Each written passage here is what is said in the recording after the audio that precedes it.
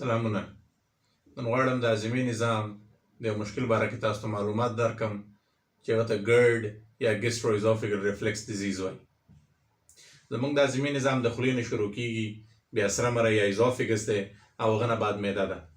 د معدې او د سرې مرۍ ترمنځ یو کلیپ دی، هغه ته وایي لوور ایزوفیګل سفنکټر یا LES. دا کلیپ چې کوم دی دغه د معدې تیزاب یا د معده کې چې هر څه وي خوراک وي هغه پورته د سرې مرۍ ته نه راپرېږدي چې راشي. هغه سفنکټر یا کلیپ صرف هغه وخت خلاصېږي کله چې مونږ خوراک کوو. کله چې مونږ خوراک کوو هغه خلاصېږي، نور بند وي. کله کله څه وشي چې دغه سفنکټر یا دا کلیپ چې کوم دی د معدې او د سرې مرۍ ترمنځ دا کمزوری شي یا بې وخته خلاصېږي او بیا د معدې چې کوم تیزاب دي یا خواړه دي هغه پاس د سرې مرۍ ته راخېږي. دغه مرض ته وایي ګیسټروازوفیګل ریفلکس ډیزیز یا ګرد. کومې وجې دي چې دا مرض جوړوي یا دغه مرض زیاتوي؟ دا عموما په خلکو وي چې څوک سګرټ وهي، حامله دارو ښځو کې وي، کله کله دا معده د خپل ځینه بې ځایه شي چې هغه ته هیاټل هرنیا وایي. دغه ټول مشکلات دغه سفنکټر یا دغه کلیپ چې کوم دی دا کمزوری کوي او دغه مشکل جوړوي. نښې څه دي؟ دغه تیزاب چې کله د سرې مرۍ ته راخېږي دغه سینه سوځوي، سینه خوږېږي، ورسره ټوخی ورځي، د خولې خوند خرابوي او کله کله دا دلته دا ستونی بخار کوي. عموما چې کله سړی څملي دغه تکلیف نور هم ډېرېږي. څملاستا سره دا سطح انسان یو رقم شي او دا تیزاب په اسانه پورته راخېږي، نو دغه څملاستا سره دا مشکل نور هم ډېرېږي. نو که چېرته دغه نښې وي په چا کې دغه د ګرد یا د ګیسټروازوفیګل ریفلکس ډیزیز نښې دي. علاج یې څه دی؟ نو د دې بعضې وخت دغه مرض د مختلفو دوایانو د استعمال، بعضې خلک چې کومه دوا خوري لکه د فشار دوا او د خوب دوا دغه هم د ګرد تکلیف جوړوي.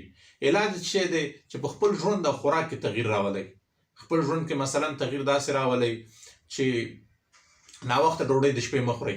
د شپې د ویده کېدو نه 3 ساعته مخکې باید تاسو خوراک نور ونه کوئ او کله چې ویده کېږئ د خپل بالښت یا د ویده کېدو چې کومه سطحه ده هغه باید 1 فوټ جګ وي.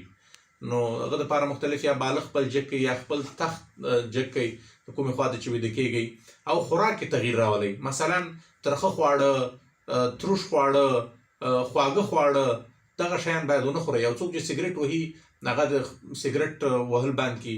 کوم خلک چې چاق دي هغه د خپل وزن کم کړي. نو دغه ژوند بدلېدو سره او خوراک کې تغییر راوستو سره دا تکلیف ختمیږي یا کمیږي.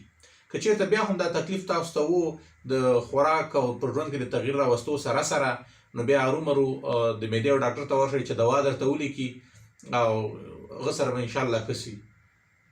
که چېرته د دې مرض علاج ونه شي مشکلات بیا ډېر دي. کله کله دا تیزاب چې پورته سرې مرۍ ته راخېږي دا سره مرۍ سوځوي، زخمي کوي. کله کله لکه څنګه چې پلاستیکي پایپ وسوځېږي څنګه کلک شي، دغه سره مرۍ داسې کلکه شي چې بیا مړۍ لاندې نه تېرېږي او کله کله د سرې مرۍ لاندنۍ حصه خپل هغه ساخت ته تغییر ورکړي چې هغه مشکل ته وایي بیرټ ایزوفیګس او هغه بیا سرطان ته د اوښتو امکان وي. نو پر وخت علاج او پر وخت د یو مرض یو مشکل مخنیوی د غټو ناورینونو مخه نیسي. نو امید ده چې دا معلومات تاسو ته ګټه رسولي وي، نورو ته هم ورسوئ. مننه.